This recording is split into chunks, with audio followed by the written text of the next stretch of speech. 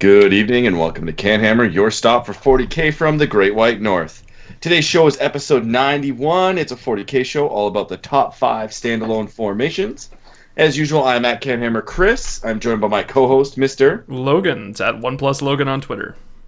And we also have a special guest, Scary. Hey guys, at Scary2 on Twitter.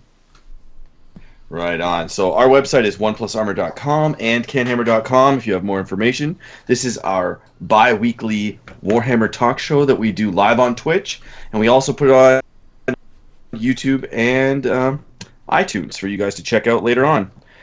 So since it's the first time Scary's been on the show, we're going to hand it over to him. Man, tell us a little bit about yourself, what you do, because you're pretty well known on the Canadian, 40K internet scene, right? Well, thank you for, blowing smoke up my backside there, Chris. I have to, man. That's my job as the host, right? That's right. Well, I'm Scary, your grateful host, do Scardcast. I'm on Facebook, Twitter, Instagram, YouTube, and Patreon.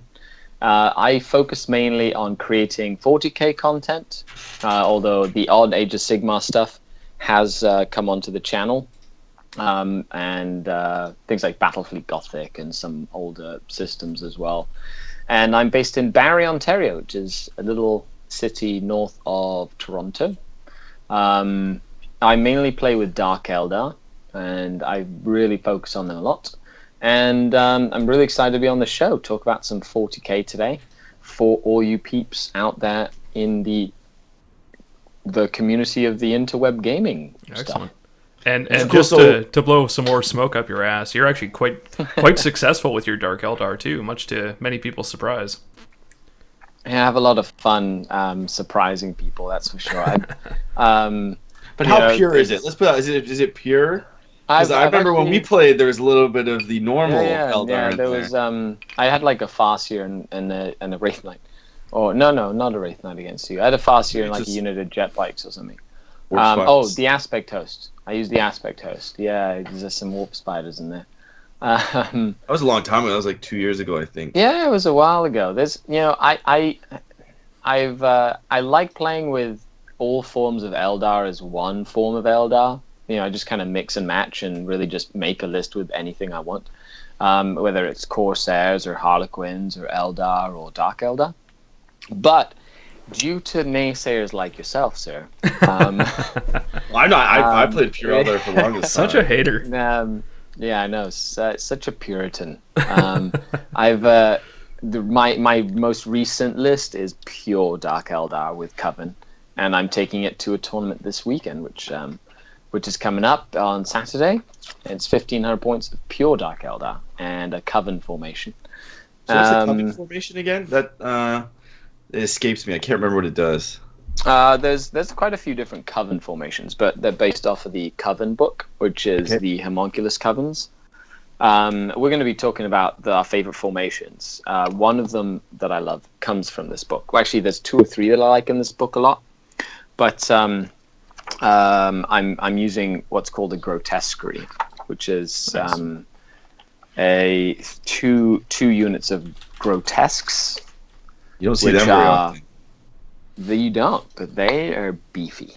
They are. They're really good. They're really good to just sit on something or tie something up in combat forever. They kill stuff. They murder stuff in combat. They don't just tie stuff up. They annihilate things. And then the formation gives them like a D6 roll on a special chart that gives them a special rule.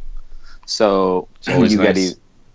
Yeah, and they're all good rules. They don't have any shitty rolls on that table. So anything from like a 4+ feel no pain to +1 toughness. So it's actually pretty cool. Yeah. Excellent. Do you put them in any kind of transport, or you run them on foot? Or? Yeah. No, I run. It's about 400 points, but I run 2 units of 3 in Raiders and a Homunculus, which is I put them in Raiders. They just run up and get out, and they're fearless starting turn 2. Turn 1 if they have the Homunculus in there with them, so they don't go anywhere. They get feel no pain. They have feel no pain. They have 3 wounds. They're toughness 5, could be toughness 6. They have poison weapons at strength 5, and any roll of a 6 to wound is instant death. So they're really good against like gargantuan creatures as well, especially if they roll something like Shred, on their special table, or they're just all around really beefy. They've got Rampage, so if they're outnumbered, they get more attacks. They have like 4 attacks base. Their weapons go 4, their initiative 4. They don't run away. Then they get Eternal Warrior. Starting turn 4, they become It Will Not Die. Then they're Eternal Warrior. Then they have like Zealot. They get pretty beefy as the game goes on. That they do. No, it sounds good. It's good to hear because you hear a lot of people like just downplay the Dark Eldar, but I've never seen anybody besides you try to do it well. So it's good to hear. Well, there's a few people, especially online, like Lawrence from Tabletop Tactics. Yep. He's up in the States. He's the third time champion of the No Retreat tournament in Gibraltar, which is like a competitive tournament. They have like some restrictions, like it's not just pure like ITC style tournaments, army building, so you don't get to see as much of the crazy combos. But he's won that tournament three times in a row now with Dark Eldar, and so he took 36 Reaver jet bikes to the last one. Yeah, Okay. I remember seeing that, and we were all very confused how Reaver jet bikes did anything except die. Yeah, he was on the. Well, they do die, but 36 of them, even against Tau. The cluster caltrops are the juice and the secret sauce in that army. So for people that don't know what those do, can you just let them know? A cluster caltrop is an upgrade for a Reaver jet bike, and it gives D6 strength 6 rending hammer wrath attacks. Mm-hmm. So you can have 1 per each every 3. So he had 6 units of 6 jet bikes, each with 2 cluster caltrops. So 2 guys get there. Yeah, and those are the ones that are doing damage mostly. So you can lose 4 jet bikes if you get lucky and get the +1 toughness. They all have toughness 5. They get feel no pain. They're skilled rider. If it's night fight, they have like a 2+ jink. The only thing you really have to worry about is like smart missile systems or marker lights. Like when it comes to Tau, or if you're dealing with flamers, you just, especially because he's playing ITC rules, you just stagger them on a ruin so that you can only hit 1 or 2 at a time with a flamer.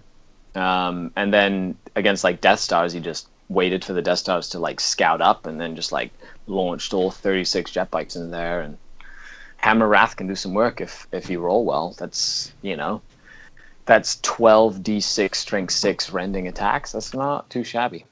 No, that hits pretty damn hard.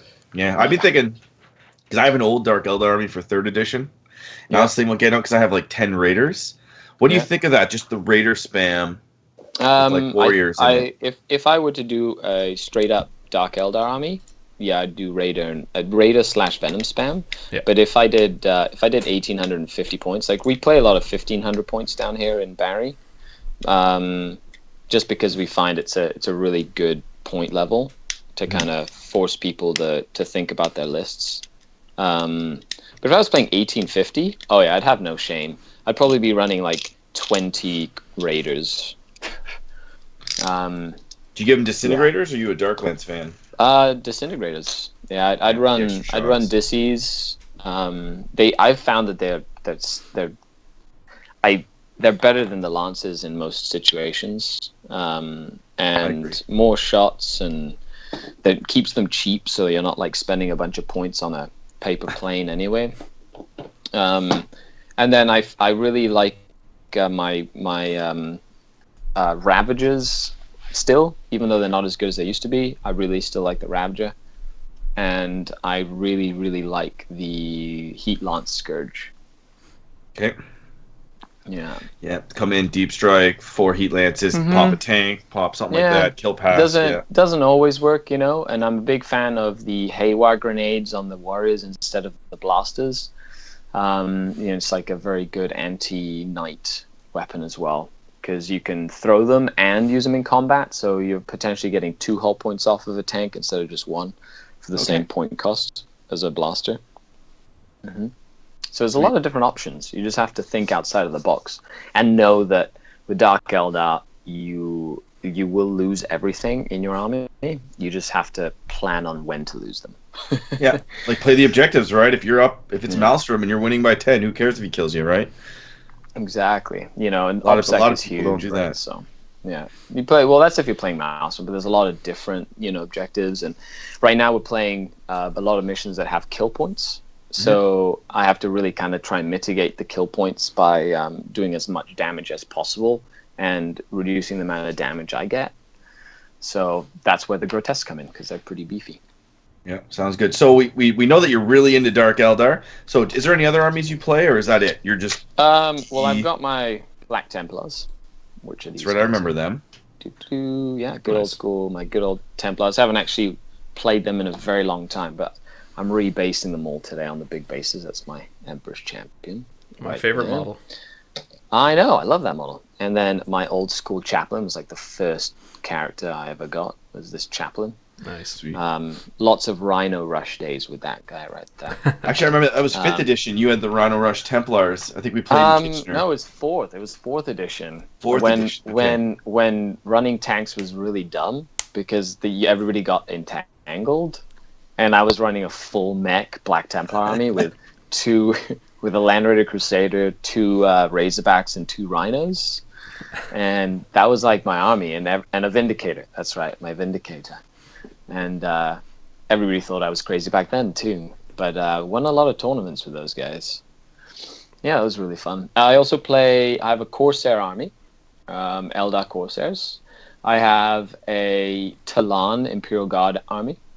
Sweet. I have Harlequins. I got 1,500 points of Harlequins, and I have about 3,000 points of Eldar, including a Revenant Titan. Oh, you son of a bitch! Those things are nasty. Yeah. Yeah. No, I've played it one time. But he's sitting on my shelf by my Wraith Knight looking pretty. And then the Black Templars, I have my Tomb Kings, which are like my Age of Sigmar. I have a small contingent of Sisters of Battle. And then I've got like Epic, I've got Battlefleet Gothic, I've got... I even played Das Bellis Antiquitas, which is DBA. So never even heard of that one. It's a Gladiator Battlefield game, right? Ancients. Sorry? Oh, that's not the Gladiator one. That's something else. No. It's Ancients. You literally play on a 2x2 table, and you have 12 stands of models, and it's either like infantry, heavy infantry, skirmisher, cavalry, light cavalry, that sort of thing. Mm-hmm. It's like an ancient battle. So you've got like, a line of Romans against a line of barbarians. And then you just kind of like, it's pretty cool. It's a very, very simple game. You can play it in like half an hour, but it's a very, very tactical game, so because you have to think about splitting people up and how terrain affects your army. And yeah, it's pretty cool. There used to be a really cool game like that called Warhammer Fantasy a couple years ago. Oh, really? Yeah. Oh, no way. He's just adding the salt in there. Hey, you know what? I just played an Age of Sigmar tournament. If you listen to the last podcast, actually, I did actually. As hell, man. Yeah, I really, really like Age of Sigmar, and I really feel that there's a lot of tactical nuances to the game, like really cool tactical things that recreate like ancient combat a lot better than Warhammer Fantasy did. Like I love the just little nuances, like putting a bunch of spearman guys up front and then having them soak a charge up. And then having like your guys that are like 3 inches behind the main line get activated and get pulled into the combat out of turn, like little things like that really excite me about the game a lot.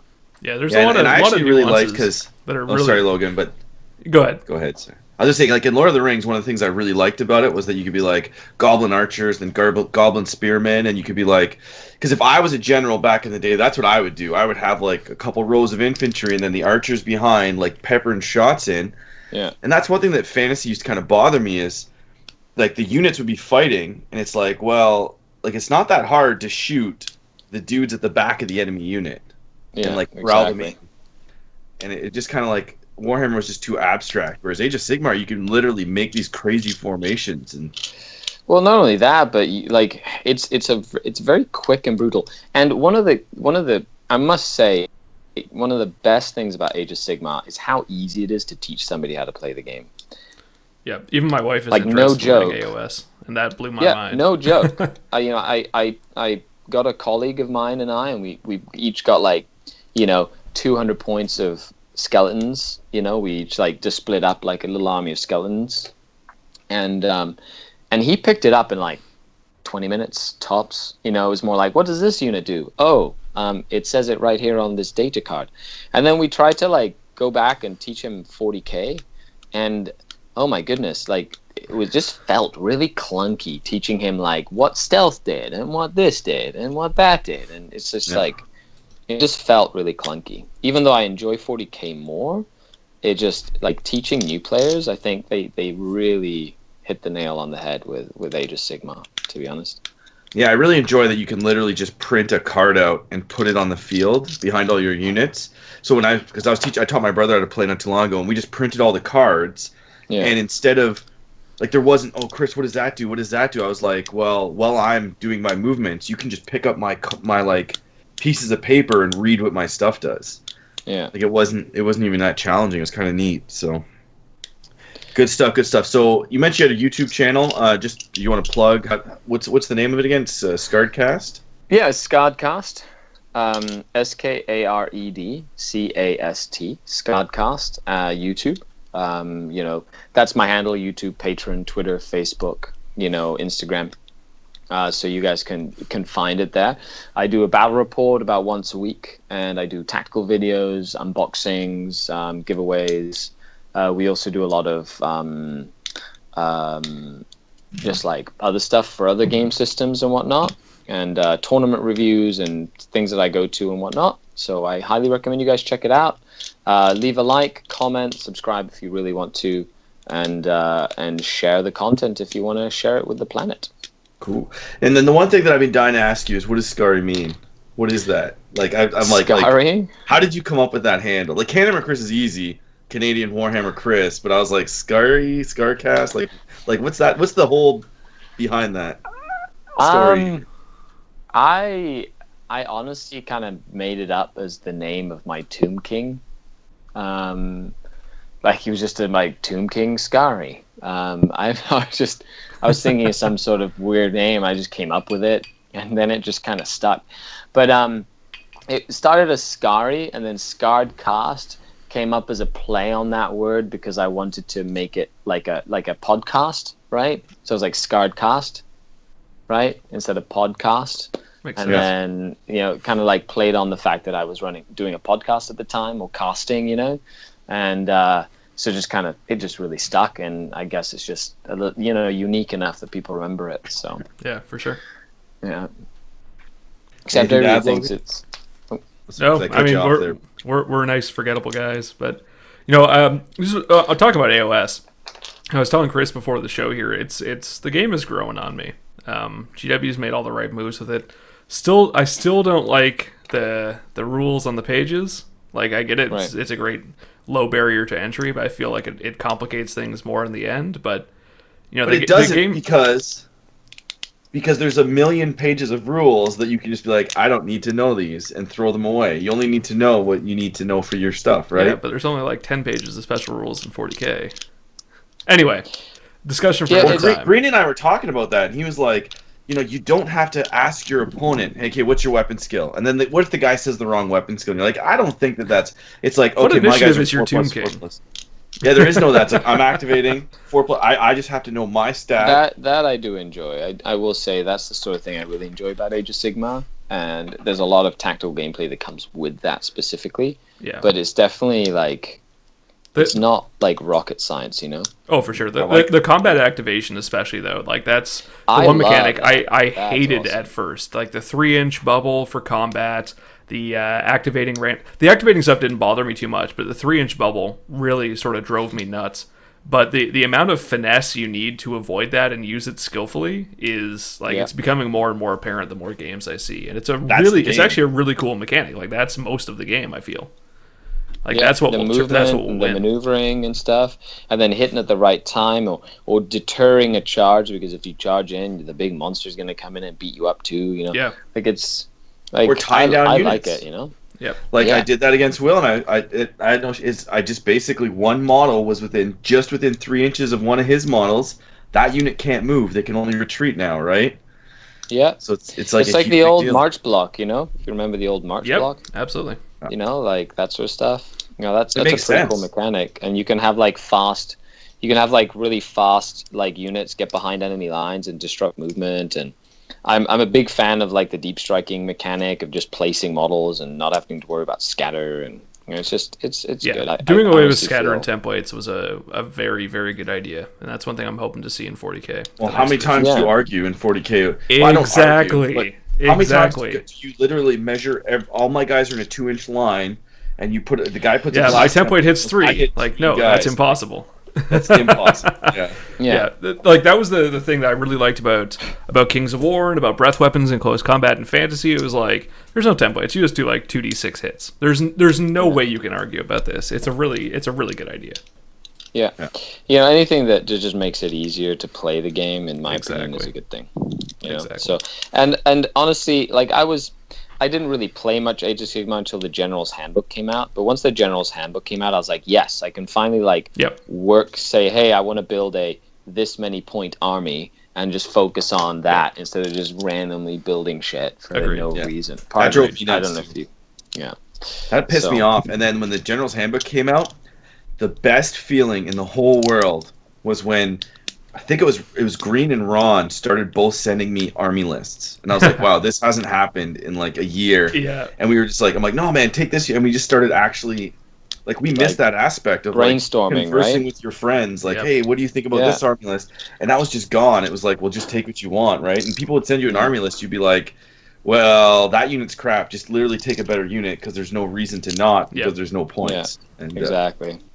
And honestly, I like it, and I really like the way that they've added in like the formations and the cost on the formations, and I really like that the warlord traits and the relics and stuff. Just like pick whatever you want. Like it's just really like it's just a very user friendly game. Yep. Agreed. Yeah. Agreed. So I guess we it's gotta- one of those- Sorry, Oh, we're yeah. gonna move on. We do normally fall segments, but it's okay. I prefer to get off topic. So the next segment is hobby. We talk about what kind of hobby we've been up to the last little while. So I'll give it to you, Logan, first. What kind of hobby you've been working on to give yourself some cred with the listeners, if you have any at this point? I've been replacing windows in my house. Is that a hobby? No, doesn't count. Yeah. No, I It does actually- count. You're gaming in between windows. You I gotta actually fit in. just bought myself a new airbrush. Not a crack pipe, Oh, but nice. an airbrush. I had, or still have, I should say, just over here, the Badger Renegade Chrome, which is an awesome brush, but the dot size and needle size are super, super small. So ground pigment paints are a bitch to use from it. Just about anything will clog it unless it's liquid pigment. So even the Badger paints, if you don't actually put thinner in it, they will not go through a lot of the time, which sucks. But for the paints that work with it, it's fantastic.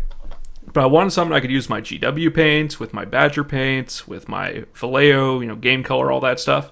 So a buddy of mine sold me a Badger Patriot 105, and this thing is incredible. I mean, I love my chrome, but this is just anything will go through this. You could put like tar through this, and it will spray. It's really, really good. So I'm enjoying that a lot. Just been working on base coating, just doing some basic like OSL and undercoats for some Tau stuff I'm working on. Doing So some can I terrain ask work. you an airbrush question? Absolutely. So when you replaced your chrome with this new guy, now are you still keeping the chrome for small detail work, or is that like are you basically done on this new airbrush? Like how does that work? Like Right. do you need one airbrush? Do you need two airbrushes? How does that work? So it's a lot like owning a bicycle if you're a bike enthusiast. It's the whole N+1 problem. As soon as you buy another airbrush, you want another airbrush. So the difference between them is a couple things. You've got the needle itself, and the needle, depending on how thick it is, will change your dot size. So how big the actual paint that shows up on what you're spraying is, and that is largely restricted by other parts of the airbrush that will sort of decide what size needle you can have. So my chrome can go all the way down to, I think it's a 0.02 millimeter needle head and nozzle. So you can get a very, very fine dot out of that one. But the downside is, of course, you can't use large pigment paints. The Patriot, I think, goes all the way up to 0.07 millimeter, maybe a little larger than that. So you can put anything through that. The dot size is a little bit bigger. You can still get it pretty small with the fine detail needle, but because the actual nozzle is larger, you'll get a bigger dot regardless. You'll get more paint that goes through. So you've got different uses. The Patriot, I find so far, is a lot better for doing base coating. It's going to be better for doing just any sort of larger work, and I'll probably stick with the chrome for very, very fine, as fine as you can get with an airbrush, but finer detail work. Okay. So you could need multiples. Now, this question came up as well, and since we're on the topic of airbrushes, what's this about, like an agitator cleaner I've heard about that you need, or okay? So there's two different things. So the airbrush it's like a spray paint, right? When it's spraying the paint out, it's also drying it. So like a laser printer, for example, it's spraying it out, it's drying it at the same time. I guess like an inkjet printer would be a closer example. But the problem with that is that inside the pot up here, down where you can see the needle right there next to my finger, that will actually get paint that will cake on it. So what you want to do is, as soon as you finish spraying, a pot full of paint or however much you put in there, you want to run airbrush cleaner through it, either a paint thinner, an airbrush cleaner, water, or all three. And that'll prevent it from getting gunked up on both the nozzle, the needle, and in the pot. Because otherwise it'll clog. You won't be able to spray anything through it. Cool. And so that's it for hobby, I guess, for you? That's it for me. So I haven't done a lot since the last podcast because that was like 7 days ago, and I've been to a tournament since then. So expect a bonus episode to come out in the next couple days. Just like the last one, I did some interviews. It's mostly Jamie and Josh, so it's going to be a bunch of jabroners on there giving their opinion on this tournament that we played in. So we won't cover that. But I did pick up the brand new, I guess it's a few months old now, the VSG kit. I've been assembling that guy. Nice. The plastic one? It's huge. The plastic one, yeah. And so it's got like moving parts, like the gears move, and then the top piece, you don't actually glue on it. That's what I'm assembling, before we started this. And it just kind of sits on there, and then you can take it off. And it's a really, really nice kit. I actually had the Frontline Gaming wood one. It's laser cut wood, and I ended up selling it to Caleb without even opening the package because Jason opened like 3 of his, and he built them, and I was like, man, without an airbrush, those are going to be hard to paint because there's so much flat area. Painting wood sucks unless you've got an airbrush. Yeah. So I decided to pick this guy up and just stick with the GW. It kind of looks better, and I've been trying. I wanted to kind of do it in Mechanicum Army as well, so it kind of fits that theme. Nice. But that's about it. It's one of the cool things that's coming out to with GW is they're no longer doing the full encasing of the sprue. They're doing like half sprues. I don't know if you've seen that. Yeah. So like the sprue won't go all the way around to save plastic, which I thought was like about time. It's pretty cool. So I noticed that on a couple things. Like I bought the Bunitorum crates recently, and the type of normally you've got little nubs that go into the model that you have to clip off. And the Bunitorum crates have this like huge wide plastic one that goes on the side of it. So it almost feels like they're even using a different group maybe it's just a different CAD program or something to create the molds. Or just a more modern like CAD it could designer. be they could have just updated it, but it's interesting. So I know like some of their stuff is now being built in China again, like all the bases, for example, some of the terrain, some of the fortifications are being built out of China instead of the UK. You can tell though. You can tell the China kids. So I've heard. I haven't picked up any of them, but I hear the bases are, which is okay. Like the bases and terrain, they're much a lot cheaper. Yeah, so a lower quality. Yeah, you got like 60 bases for like $40. Yeah, exactly. It's an incredible deal. It's cheaper. It's cheaper than buying them counterfeit. That's what I'm actually using those to rebase my Marines. Nice. Yeah. Oh, for the Realm of Battle ones, yeah, they match the Realm of Battle board. And I had another question. We're on. This is off topic, but on the Void Shield generator. How do you treat it as cover? Like, can I put units on top of it and they get covered? Yeah, they're battlements. Yep. So they're all it's like 2 layers of battlements, right? Because these are they're spinning gears, and I was like, is that really? There's no walls on it. But I think it's really got one battlement. Yeah, you have to just check the data slate, but I believe it just has one battlement. Yeah, because I think it's only that first level with the gears you can actually put guys on. In terms that's of the big. You could fit 20 guys on there if you put them tight, or 10 spread out. So they're quite big, yeah. And then with the new cool Prometheum blood thingies, the new like terrain kit for the like the generators or whatever. You hook those up to a void shield generator to make them re-roll the shields getting back online. Yeah, which is nuts. Anywhere that lets you take more than one fortification, those are sort of an auto include. So we'll get to those in a minute. Really cool. So I'll just hand it off to you, Redvin. Any hobby that you want to talk about that you've been up to the last couple of weeks besides your rebasing project? Yeah, I've been just painting some of my Dark Eldar, since I've really been wanting to kind of focus on a mono Dark Eldar build. I kind of brought up one of my Ravagers up to speed. The color brought it up to the same color as my other Ravagers. And I've got like a Raider and a couple of Ravagers now. It's just a matter of getting the colors highlighted. I'm a very big tabletop decency person. Yeah. Just like it's me, not man. really it's not like super detailed, it's just painted and I put a wash on it and it looks pretty good, and it's painted, and all the details picked out, but it's got like a wash. I just have to go back over everything and kind of bring it back up again. Yeah. Speaking my language, yeah. Yeah. So that is pretty much that and terrain. I did get a set of those crates as well. So the biggest thing has got a big event coming up in February. So trying to which we'll talk about later, but yeah. Yeah.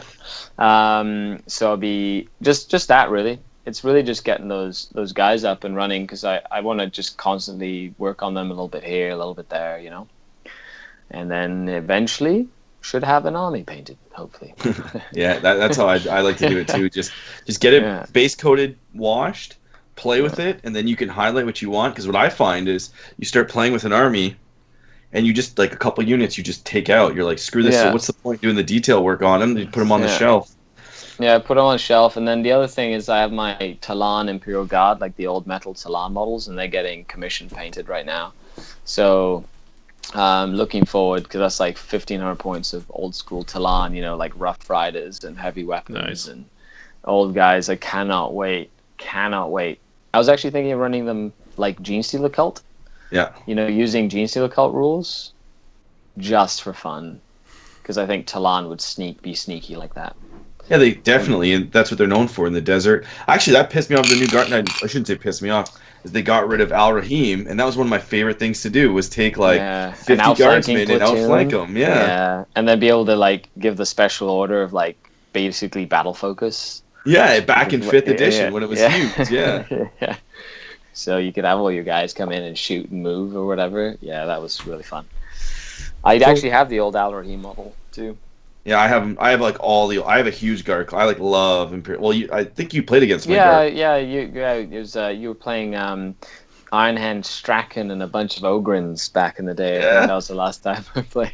I played some crazy stuff. Yeah. Awesome. The Strachan, right? Like nobody plays Ogryns, of course. We love playing random crap that like just beats the crap out of people. It's awesome. Well, they were needed. A lot of people would make fun of me, and I'd be like, "Well, these Ogryns get out," and so I would take my army, I'd shoot one of those. So that was when 90 boys was like unstoppable. Yeah. And I'd shoot one unit to death. I could kill 90 boys, and then the Ogryns would literally get out and kill the other unit on the charge. They would kill 90 boys, and they were fearless. So they were definitely worthwhile. Those Ogryns, especially with like Strachan nearby or whatever and stuff, and the Commissar, and like I knew when I played that game, I knew those Ogryns were going to be the death of me too.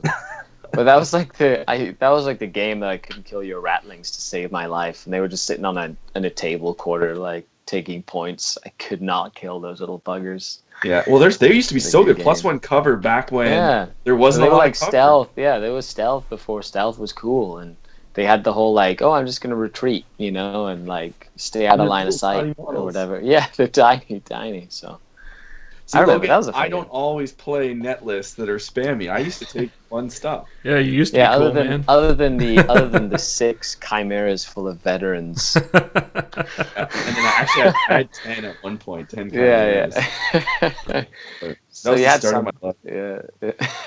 I've been playing Steel Legion since 3rd edition, man. It's awesome. Yeah, Steel Legion. Yeah, like fantastic. I remember back in 5th edition with all those chimeras. Oh my goodness. That was like the bane of my existence playing Dark Eldar. I was just running up against 10 chimeras. I'd be like, well, color me pretty, bend me over. Yeah. Anyway. Well, that was when they were like, yeah, it was so hard to kill tanks. That Oh edition. my goodness, like glances didn't do anything back in the Yeah. day. Yeah. Oh, it was so annoying.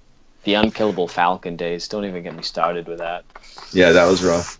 It's a good game now, though. That's why I like 7th, is everything can die, Yeah. except for Death Stars. But even they can die with the Calexis. Well, actually, yeah, put a Calexis or some of those Sisters of Silence in there, and all of a sudden you've got like some pretty dead Death Stars if you play it right. You know, run up a Calexis, run up a Knight, and just stomp them to death, or like just. Yeah. There's a variety of different things you can do. You just have to. There's a lot more rock paper scissors than it used to be.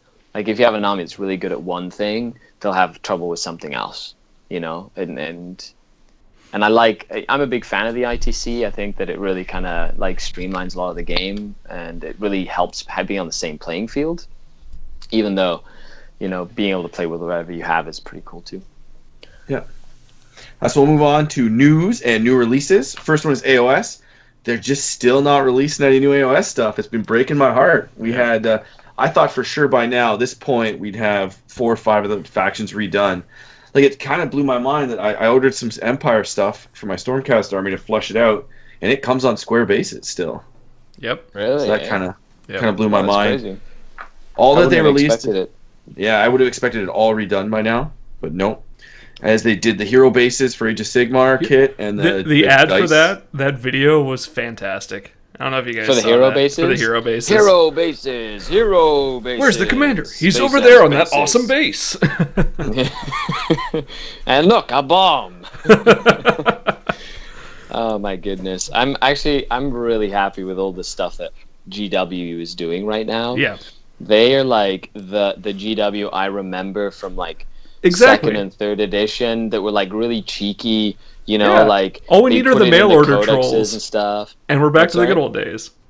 Yeah, like, and it seems like they have no shame anymore, and I love it. It's perfect. Well, they don't Like- take themselves as serious. You Yeah. definitely feel that it's not as serious. It's like they're a business, but they're community driven, and it kind of shows that they understand it again. Yes. It's like their customer base is a bunch of just funny guys that like understand like little witty humor and like will appreciate the little things like that. You know what I mean? Like, So it's just exactly. nice to see. And somebody brought this up the other day, is that or maybe it was in YouTube comments actually on Tabletop Minions, on his recent video about the community site, actually, which we're going to talk about in a minute. But it's not just the Iron Curtain of Kirby going away to get this stuff. Yeah.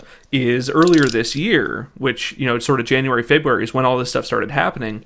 GW actually brought on board a full-time marketing and community engagement specialist, and it's just been a roller It's been coaster of amazing. awesome since then. It's been awesome. It's the best decision they've made in years. I'm pretty sure they're leaking their own information now. Oh, absolutely. And just kind of, and then putting the grainy pictures out. And then Yeah. the first one they did where they were like, "Oh, we've heard that you guys are, seeing random pictures of Arman, but look at Karn." So Yeah. just little things like that really, like, in my opinion, that was like, that's awesome. Yeah, Like, I it really just- appreciate that sort of stuff. From watching them, it feels like you can tell the guys that are doing these videos and the releases, like, they've wanted to do this. This is their thing. Like, this is making people happy, not just outside of GW, but in GW as well. That's the impression I get exactly. anyway, and that's fantastic for everyone. And and it serves to note the unprecedented amount of support they seem to be giving some of these major tournaments and engaging some of the larger parts of the community, like using the resources that we've kind of put in place in absence of them being there, you know what I mean? Yep. And then kind of tapping into that, being like, hey, well, all these people are doing it because they want to, let's continue to let them do it because they want to, but let's tap into that and kind of be a part of it. Exactly. So, and actually, a couple weeks ago, Reese from Frontline Gaming was on. What is it? It's not Forge the Narrative. It's the other one those guys are doing. independent characters, or No, it's the one with Kenny and Rob. And yeah. Long the- War. the Long War. Yeah, he was on Long War yeah. talking about it. And GW had a bunch of TOs from large events like Adepticon, the big British ones, and LVO. had them over there, and they were like, "Yeah, we love what you guys are doing. We're not gonna you guys are doing it better than we could. Here, how can we help you?" Which I think is the best possible approach to it. It is the best thing, and even like the local GWs in this area as well have shown that they want to be like super helpful with like the events we're running, like posting stuff on the Facebook page or telling their patrons about it. So that it just increases the community engagement as well. Not so much in our end of the woods, but okay. Well, I know maybe that'll change. change. Yeah, hopefully. We only got the one store, and they're they're still anti-tournament, anti-points in Age of Sigmar. Really? I was told in there that the General's Handbook, it was a waste of basically a waste. They didn't need it, and the game was doing fine without it. So it's a different mentality in Eastern Ontario, but it might come around eventually. Oh yeah, I'm sure it will. Yeah, well, I'm sure we'll figure it out. Oh, the community's doing great, that's for sure. So Logan, you're gonna do your 40K news? Yeah, let's talk about 40K. So we got a couple things that have come out because instead of AOS, we're doing 40K now. So there's the new Planetary Onslaught book, and that is a combination of the Planet Strike, Cities of Death, and Stronghold Assault books with rules for narrative campaigns, which is cool. It's good to see a supplement for that, and good to see those rules. I doubt they've been updated at all, but it's good to see them combined into one place, because Cities of Death and Planet Strike, I don't think we've seen since like the very, very beginning of 6. Like, they're some of the oldest books out there. Yeah, I'm sure they'll have to update them because they've been continuing with the cards and all the supplements. So it made sense to update them, because every ebook you buy, and I don't know if the printed ones are the same because I don't buy printed books, they have all that Planet Strike stratagem. Some of them still have that in them. Yeah. So it's good that they're releasing it. Yeah, it seems like it's a combination of there's some like new stuff and revamped like fortifications and revamped like things like that. And then I'm most excited about the campaign aspect, because they've really revamped the whole integrated campaign. Yeah. And I think that's really good, especially if they do tie-ins to Kill Team with it as well. I think that's perfect, because like that's been the problem with 40K for the longest time, is the barrier to entry. And Kill Team is a perfect intro, and if you can seamlessly transition that into campaign play, into bigger games, into competitive play, that's beautiful. That's what we need. Moving on from there, we've got the blood reactor of Blood, as you said, the hemotrope reactor. So this is a new fortification. It's, I think, 40 points, something like that. It is 40 points for 2 of them. For 2 of them, yes. And if you're within 2 inches, you can turn your plasma weapons into blast plasma weapons that get hot on 1 or 2. Interestingly, and if it's a blast weapon, it goes to large blast. Large blast, there we go. And interestingly, there is no wording on it, at this point anyway, around how Tau Plasma treats this. So, do you get hot? Who knows? So, I'm sure we'll see some FAQ stuff about that coming out. I think Tau would get hot. I could see them getting hot insteed of Warcon wouldn't. But imagine, just think of this. You've got a Warcon, Cataphracti Destructors or whatever with the plasma cannons, sitting beside a Hemothrope reactor with a Librarian with a Hunter's Eye. Oh my goodness, that shit is awesome. Yeah, that would be pretty brutal, actually. 3 really large blast or 4 or 5 large blast plasma cannons. It's just for 40 points. It's so good. Yeah, but even the Skitarii, you're shooting 9. You're shooting 9 blast templates. Like the little plasma things. Oh my goodness! -1 to their cover, because they have the data tether. The data tether gives them -1 cover. So that's ridiculous. Yeah, I do feel like War Convo or AdMech Skitarii in general is definitely going to benefit from this the most. Yeah. I think Tau will benefit a lot. The odd like Devastator squad with plasma cannons will love that stuff. Take them off the shelf, blow the dust off. Blow the dust off. Put a little Hunter's Eye guy in there, or a Cataphracti Terminator Captain to make him relentless and just walk around and blow stuff up with plasma. 4 large blasts ignoring cover plasma. That's not bad, man. Yeah, it's pretty for 40 points. That's actually really fun. If you make him relentless, that thing's big. Like it's. I have a picture here. I'm not gonna dig it out, but it's almost the size of a knight. It's huge. Yeah, like you could be like, okay, my whole unit's hidden. Now my whole unit moves out in front. Boop, boop, boop, boop, boop, boop, boop. Yeah. You're dead. Tau Plasma, jump shoot jump would be actually really solid. Jump shoot jump, or it's like it's just that. they're like putting some cool rules out for some random stuff, you know, like even the little ammo crates. Like for 40 points, those ammo crates are so good. Yes, they are. Yeah, I like know my all twin about Kryptides. You know, like I was running them. You know, sometimes I run just one, Yep. to get those little damn ammo crates. Yep. To like give my guys reroll ones, like from shooting, and I just park like 6 Venoms around those little crates. Exactly. And it's like having a Farseer without having a Farseer. Yeah. You know, like It's incredibly reroll good. on it. It's just so And you get a good. cover save from So them, good. so it's like, Yeah, Yep. it's good. It's amazing. So how do you think the one thing that I wanted to bring up here is, so now that ITC, which is what we primarily play in tournaments, I guess, like, are they going to have to change it so that you can take multiple fortifications now, or like, are I these don't things see good them enough doing on that. their own? Actually, what I can see is, first of all, yes, I think that those things are good enough Yeah, on their for own 40 because you can points, build absolutely. a list around it. Not a problem. Considering it's 2 of them for 40 points, it's like ridiculously good. And I don't think there's a restriction of having them close together. Like you can actually split them up and put them on separate sides of your deployment zone, or whatever it is. But they'll most likely be a vote. Like most ITC things, it's just to a vote. You know, it's whatever. I think Like I don't think we're going to see that change until the either 8th edition or whatever it is, or the new FAQs are finalized. Because otherwise, you're gonna, like, as soon as you allow more than one, you're gonna get 2 Void Shield generators, or God forbid the Void Shield network. Like and without the Void Shield nerf, I mean, even with the Void Shield nerf, that's gonna be insanely good.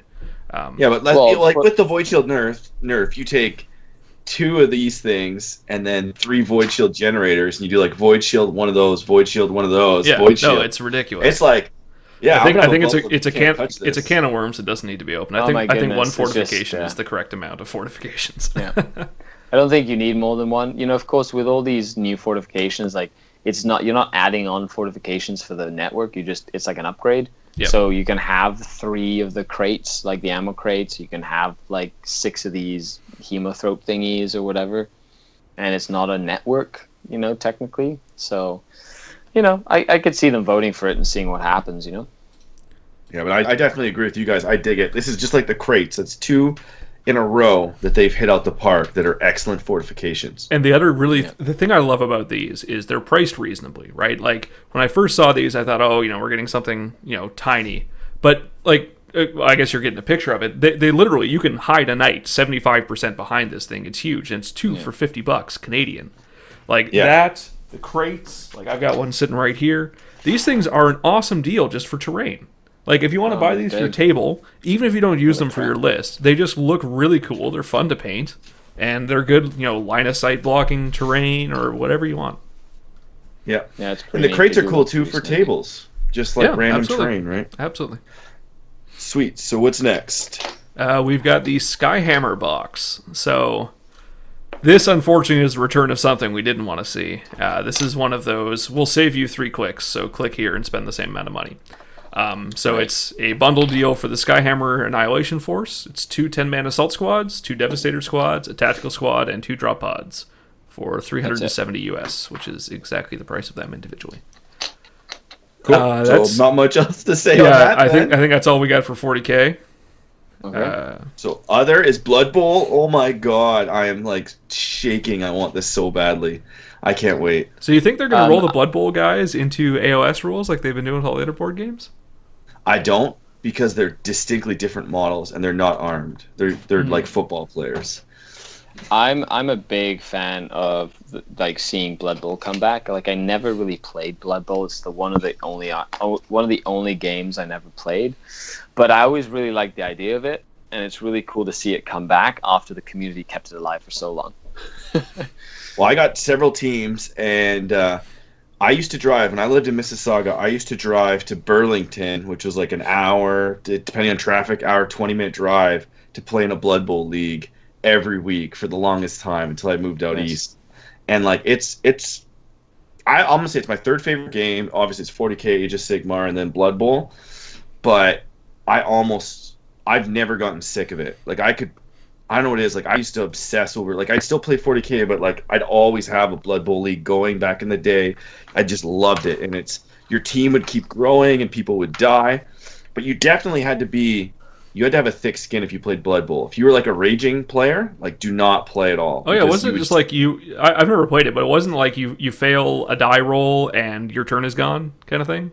Like if you screw up your move. So it's all about management. So you'd be like, okay, I'm going to move all my models because you're only allowed to basically do a couple special actions per turn. So you could do like a blitz action, which was a move and then hit, but otherwise you couldn't hit unless you were in base with somebody. And so hitting, when you'd roll, depending on your strength, blah, blah, we won't get into this, you would like hit a guy. There was a result where you could fall down, and if one of your players fell down or if you dropped the ball, your turn was over. So the trick to being good at Blood Bowl is you could buy rerolls for your team, but it was about, okay, this guy on the left side, he's going to move up and touch your player, but that involves 0 rolling. So I'll do all of those moves first, and then I'll do the move that takes a 2+. Then I'll do the move that takes a 3+. Then I'll do the one that takes a 4+. Oh, I had to use my reroll on that, so maybe I won't do this move that takes a 5+. And you'd stop, right? Or you would, and there's things too, like you could be like your players could move with the ball, and then you could move an extra 2 squares, but it was a 2+ every time you wanted to move an additional square, and you could go maximum of 2. But if you rolled the 1, the guy fell, dropped the ball, and your turn was over, and then the other guy would go. And it was like football, right? You just had so many turns, it would just go back and forth. And so if you didn't have a reroll left, you would never do that, right? Unless you absolutely had to. But if you had a wouldn't reroll, you encourage to like cheat in Blood Bowl? There was a cheating rule for the goblins where they could use like secret weapons and they'd get banned, and you could like stomp when the guys were down. But I forget if it was a double, your guy got thrown out of the game. So there was like a cheating rule, but you weren't like, it was cheating, but it like in the fluff.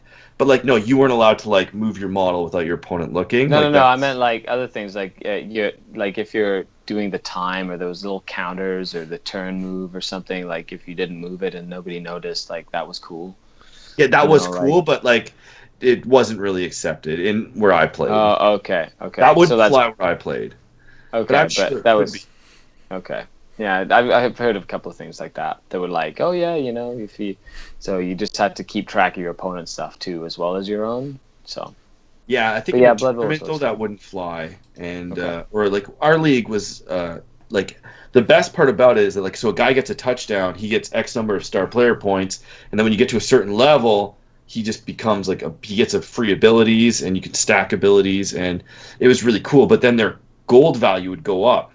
And so if your team was worth more, like you could legit come in with a brand new team and compete with the teams that were worth more money, because you would get like a wizard that would be able to blast a guy. So like if you had a wizard, you'd be like, oh, he has a ball, he's about to get a touchdown, I'm going to blast him with the wizard. He gets hurt, the ball goes flying, and you could really like win games that way. So yeah, because really cool. You could have the crowd interact too and stuff, right? Or like like if you roll on the table, cheerleaders or Bloodweiser babes they called them, and they gave so if your guys were knocked out, you get +1 to bring them back if you bought them, and they were like 10,000 gold, so you'd buy them with like extra points, and you could have extra re-rolls, and it's pretty awesome. It's a fantastic game. I can't remember a lot of the intricacies because it's been about 2 years since I played, but it's awesome. Nice. So you guys want to talk about the community site? Yeah, so this is a pretty cool thing that's coming up. There isn't too much info yet, but basically, like a decade ago or more, Games Workshop had a forum for the community to use, and it was, of course, a shit show, because that was sort of the beginning of Games Workshop beginning to, let's say, neglect their community. So it was mostly just a cesspool of people bitching and whining, as most forums are. And they didn't really put any resources towards moderating it, so of course it turned into a hellhole, and then Daka came around. Interesting. But it looks like a community site is coming back, so hopefully that's going to be launching soon. It's not clear if it's going to be a forum or what necessarily it's going to be, but hopefully, in my opinion at least, hopefully it's going to be some sort of hub for community events, maybe sharing painting stuff, hobby tips, rules discussion, hopefully heavily moderated rules discussion. But hopefully, yeah. In any case, it's going to be really cool. And with the Facebook page coming back for 40K and for Age of Sigmar, hopefully, it's just one more way to reach out to their community. So I'm interested to see where this goes, and hopefully that's where we're going to see the rules updates. Cool. I'm excited to see something that I think it'd be really cool to kind of see as well. So.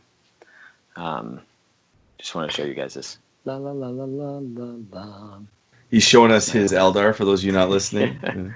For not looking, for those of you listening only.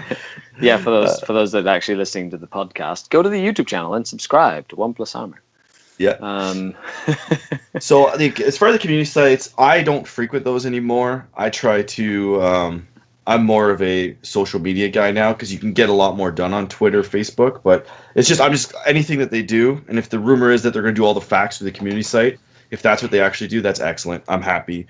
So we'll move on to the last piece of news. This is being a bit long. Canadian ETC team for 40K has been announced, and this is the initial selection. Nice. I'm assuming there'll be dropouts. Hopefully not, but it's just like it always happens. But Yeah. so I'll give you guys. So we have Burton. He's a returning member. He played Eldar last year. Jason, Okay. he's a new member. He's an Eldar player. Tristan from London. I know you probably know Tristan, right, Red Van? Tristan Mitchell. Yep. Yeah. And then there's Joe. He's the returning. He was captain last year of the 40K team, and he was on the fantasy team. He played Warriors of Chaos the first year we went, and he played Necrons last year and was captain. And he is returning this year as the treasurer. Nice. Then we have myself. I took last year off. I played Vampire Counts the first year, and I'm coming back as captain this year. It'll be my second time. Dan Platt is returning from last year. He's the master of lists, so he's in charge of all of our army lists. Yeah, just I in could general, see that. he's the master of that lists. that would make sense. Yeah. Kieran is returning. He was the Battle Company player last year, and he's back this year. And then Diogo is a new member. He's never been before, and he's been playing a lot of tournaments, and he made the cut, and he'll be playing this year. Nice. That's awesome. Yeah, that'll be good to see. I know Diogo, Dan. You've got some heavy hitters in there, which is pretty cool. Yeah, there's a few missing. We do have a wait list with a bunch of. We have a good wait list this year with a lot of really high end players that can step in the next couple months if we aren't able to, if some people drop and things like that. So it's really good. We did go through the new application process, which meant that we got way more applications than previous years, and it was able to make a more informed decision based on what we wanted to do as a team. So it was really good. Nice. So then That's we'll move on like what you want to see. So that's awesome. Yeah. Yeah.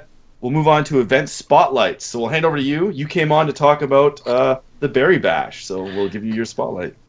That's right. The last weekend of February of 2017 is the 5th annual Berry Bash, I believe. I can't believe it's been that long. It's been crazy. This year, or next year, technically, it's the last weekend of February, and it's a major ITC tournament. So looking at 60 players over the course of 2 days as the first major for the 2017 ITC season. And it's going to be in Barrie, Ontario at Sir Games-A-Lot. 60 players. It's going to be $60. It's ITC format. The only difference is it's 1,500 points. So it's going to be either 5 or 6 rounds. I'm still figuring out the logistics. I want it to be 5 rounds, I believe, so that it encourages players from all over to come and not have like a crazy amount of games, but still get your major ITC points. And so pretty much the way we run it is the money that goes in goes out in prizes, other than like having to pay a little bit extra to the mall to have the hold and like insurance and stuff like that. But we prize pretty deep. Don't make any money on it. It's pretty much all the money goes out in like plaques and prizes and store credit, and it's a really fun time. We haven't had any issues other than like a dropout here or there, last year, and we try and televise it too. So I'm trying to set up like some sort of a Twitch feed and stuff so people can watch. I can help you out with that if you need any info. Yeah, and then the registration is going to be up soon. I just got an email from the Best Coast Pairings app guys from the US. They're the official app of the ITC, where you're going to be able to register directly on the app. Nice. So you'll be able to register for a spot, you'll be able to pay on the app, and the app tracks all in-game scoring for battle points.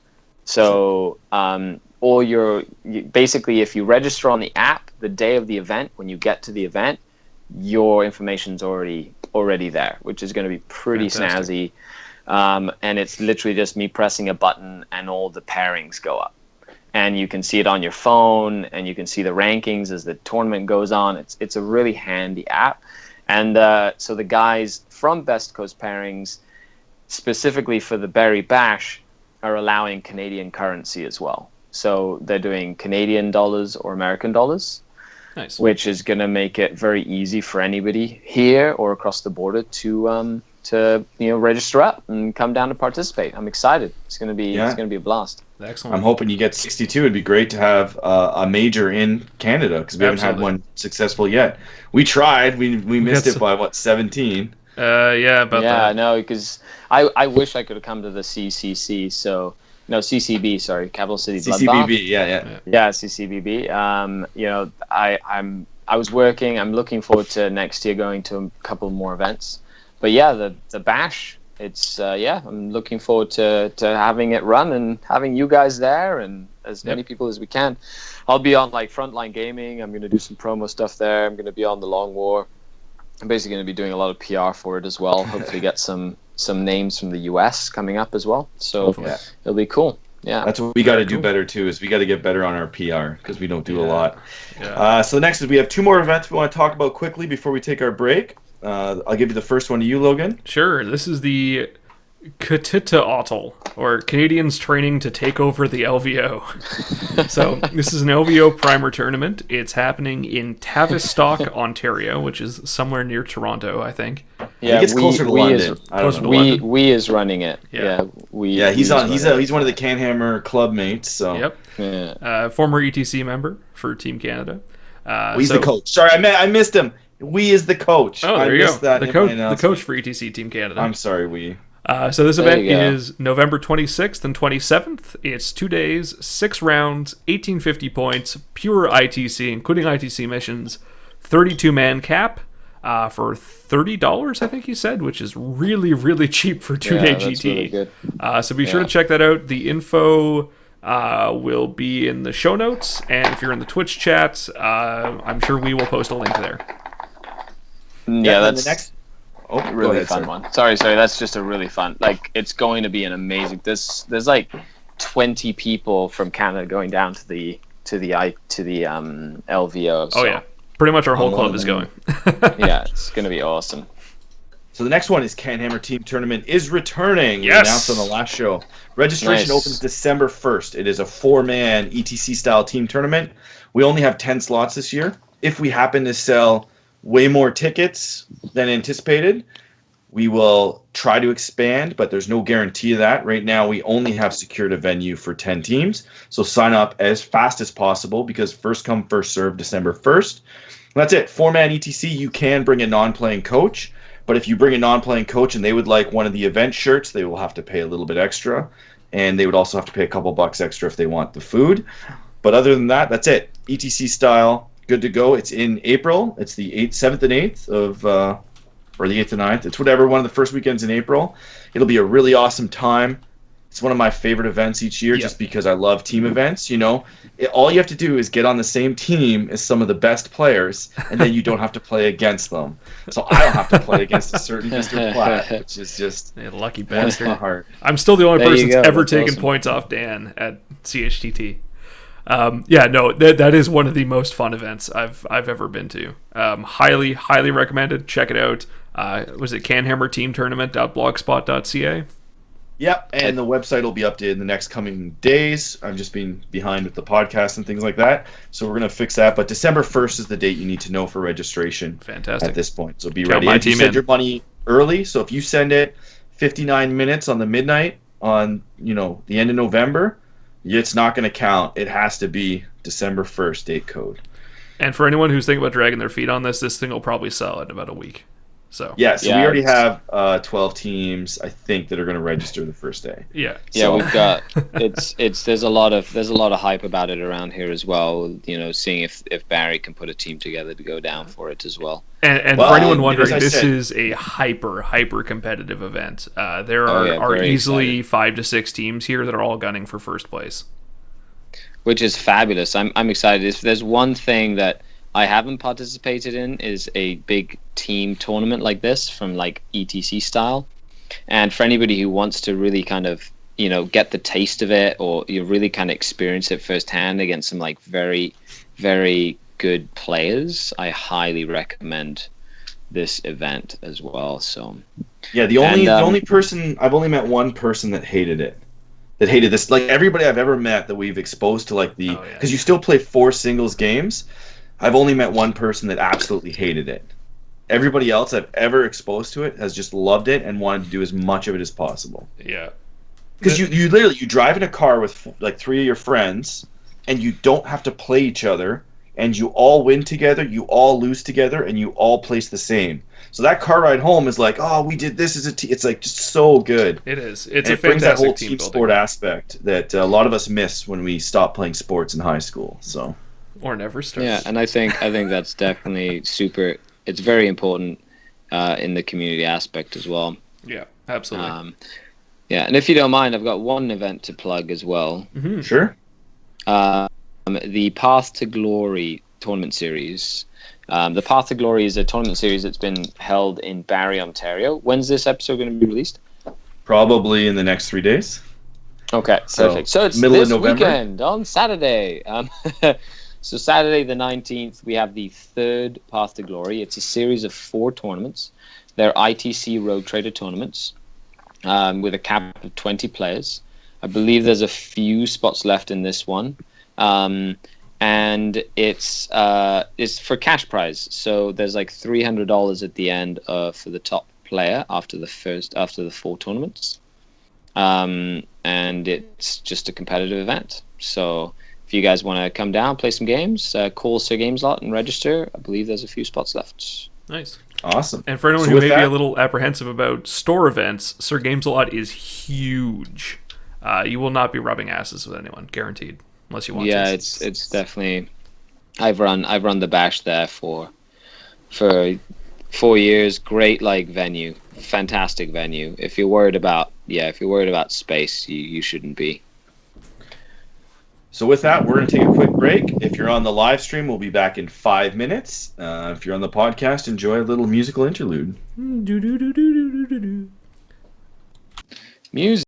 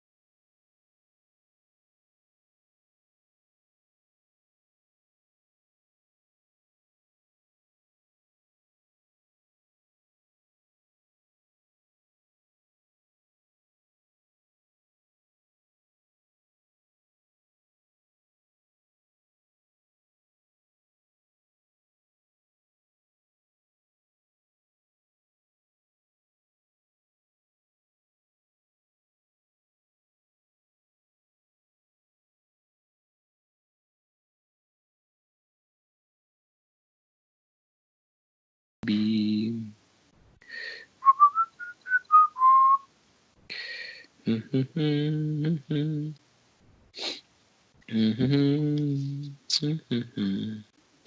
Dark Eldar are the best army ever. You will all bow down to the power. Because your army sucks. Because the Dark Eldar are the best. Dark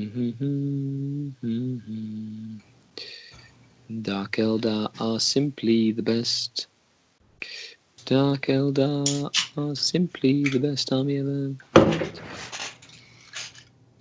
Do do do do do do do do do do. Do do do do do do do do do do. Do do do do do do do do. Yeah, I'm back. Do do do. Hello, sir.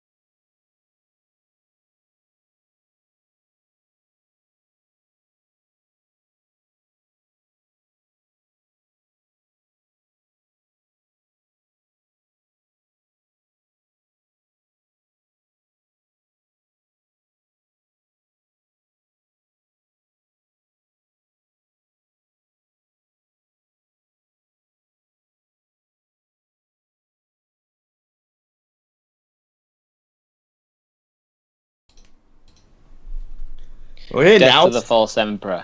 oh, death to the false bastard. Okay, so now we're going to talk about our top 5 standalone formations. We put a little bit of caveats in there. Some of us are going to talk about it's more what we like.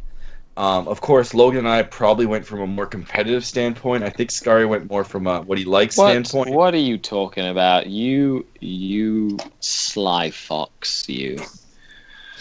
But so it could be anything. We just wanted to be like, we wanted to keep it simple. We wanted to be standalone. And what I mean by that is like individual formations that you can take in your army.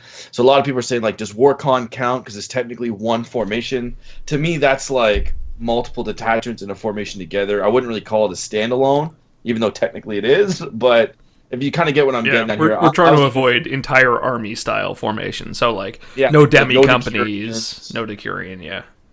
So we'll put that caveat. We want something that's like, okay, this new guy has maybe 1,000 points of Marines. What formation or sisters or something? What formation can he just add in there? Bang!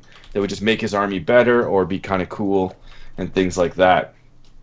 So I guess we'll start off with. We'll start off with. I guess the honorable mention. So Logan, did you have an honorable mention? One that you wanted to say but just didn't quite fit in? Yeah, I had 2. And I'm not going to spend too much time on them, but these were both like just on the cusp of getting into my list. And one was Wolfkin, because you can toss that in any army, and it's just it's a fantastic tar pit. And second was the Skyhammer Annihilation Force, because when is Skyhammer not good? So I didn't like the Skyhammer for that because of the points cost associated with it. And then my honorable mention is the Scalpel Squadron. Okay. Because it's that's good. Exactly what that's actually what I put as my honorable mention. That's really funny. Is it? That's crazy. Yeah. It lets you know the formation. It's exactly the best thing to play with. Exactly. It is amazing. And then especially if you're playing with anything that has like, First Blood handy, and you're playing against like a Thunderfire cannon or something, it comes really in handy. Yeah. So what that formation is, since we have it on 2 of ours, is it's 2 units of Racks and 2 units of Venoms. And so basically, turn 1, they deep strike in, kind of like a drop pod assault.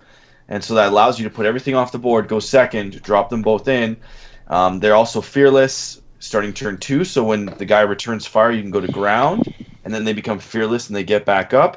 And you also get +1 to your First Blood and -1 leadership to enemy units within 12 inches or 6? 12. 12, yeah. Yeah, it's so good. Combined with Shriek or the Armor of Misery or the Harlequin Mask of Secrets for best results. Yeah, so it's pretty solid. So now we'll start with number 5. We'll start with you, Scary, because I kind of stole your thunder there. What's your 5th best standalone formation? The 5th best standalone formation is, in my opinion, Chegrak Revenge, the Harlequin formation. Okay, what does that one do? So it's basically your Harlequin army in formation form.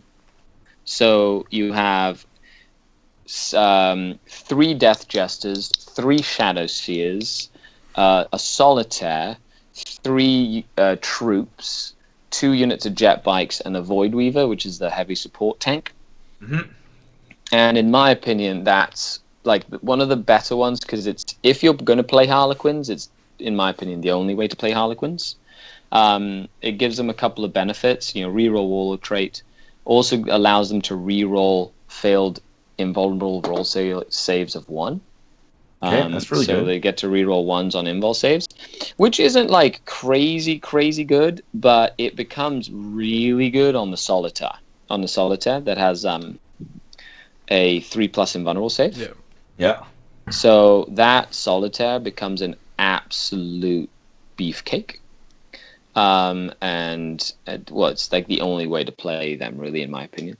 And last but not least, it gives them the ability to run and charge starting the second turn, Which is really which good. gives them a crazy threat range. So in the 5th, I put that there because it's one that if you're playing Harlequins, I would use that formation exclusively.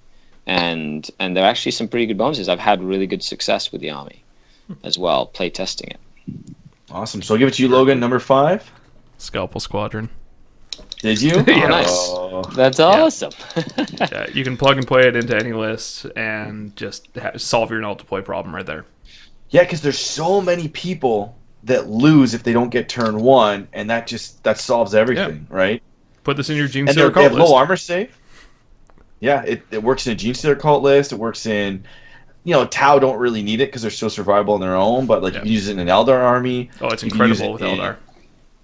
Yeah, so many, like, even a demon army, if you're allowed certain allies, you could take them in there, like not in ITC, but in like ETC. Yep. And then you could I'm going to deep strike all my stuff, just bring them in turn 1, and the rest of my stuff comes in. Yep. Great formation. Okay, so my number 5th is actually the Cyclopean Cabal. Interesting. Oh, okay. nice. Yeah. So I didn't put it too high because it's very expensive. And so what it is basically you can take 3 to 5 Chaos Sorcerers, you can put them on bikes, give them whatever you want, and it basically gives them, they manifest warp charge on, 3+? No bonus to warp No, charge. no, They get they don't. bonus. they 4+? get Sorry. they get the ability where they can target a unit and shoot with that unit during the psychic phase. So, my bad. I'm like, yeah, they're so good. But anyway, it's a 4+, and then they get a bonus spell that they get free dice for, depending on how many psychers are within range of them, and then they can cast it. And I've never used it personally, but I've had it used against me. Oh, it's and so it's good. very nasty when the guy makes your tanks shoot another one of your tanks, aka Warp Hunters. It's not it also vehicle gives... units. Oh, sorry. It's Wow. really good. Do you It's even really play good. this game, Storm- Chris? It's really good when you use it wrong. Storm Surges. Storm Yeah, Surges. Storm Surges and Riptides. It's Wraith incredible Knights. against Riptides and Knights. Wraith Knights. Yeah. And I'm just a numpty today. But anyway, it's really solid when you use it with a Dog Star because you can get all the buffs in the world. You can basically because they're Chaos Sorcerers. You can give them all rerolls so that if they fail to cast, the Familiars. Yeah. Familiars. Yeah, Familiars and excellent. Mastery level 3 are what makes these they can all be guys. 3. So Tons you of give them all force 4+. attacks. They can roll on Sanctic for Hammerhand. You've got Strength, what is that, Strength 8. Force Staffs running around. They're very good. The only reason these guys... They're quite snazzy. Only reason these guys aren't on my list, spoilers, is because you pretty much need to build your army around them. You can't just take 3 sorcerers and plug them into like a Tau list. It doesn't work.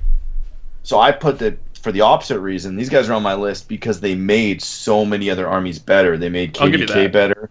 They made Chaos Space Marines better. They made even my spawn list. I was thinking about if I wanted to, these guys it's in great. my spawn spam army. Yep. It's not a great army, but it would help me, right? No, it'd still be very So good. I Yeah, feel- Spawn with the Cabal is actually really good. Yep. I guess we'll go to you, Scary, number 4. 4, the Chaos Terminator Assassination Squad, the one from the new Chaos book. Oh, nice. I'm a big fan of anything that kind of does things out of sequence. And in the world of Interceptor, having 3 to 5 units of Combi-Plas Terminators coming down and nuking a Riptide before it gets to intercept you is a really fun concept in my head. So the way that, I don't know if you guys know the way it works, but Yep. they deep strike and they get to shoot in the movement phase as soon as they finish their deep strike. Mhm. As long as that free shot is against a target unit that they had picked as an assassination target, and then as soon as that unit is destroyed, they get to pick another target. They also get like hatred against it or something. But yeah, it can be really handy. So not only that, but it's great against armies that have the multiple, multiple free transports. Battle company and whatnot, being able to drop in and nuke the transports in the movement phase, and then use their combi bolters to shoot the occupants. So it's a very versatile formation, and I really like it.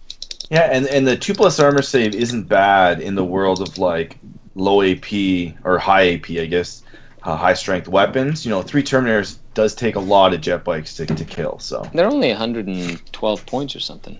Yeah, the only issue is that when you buy them, they don't all come with the combi meltas, so you gotta bits order that stuff like crazy. Yeah. Oh yeah, bits. If you're talking about bits order, yeah, true. So Logan, your number 4? My number 4 is the Eldar Aspect Host. Again, plug and play purposes.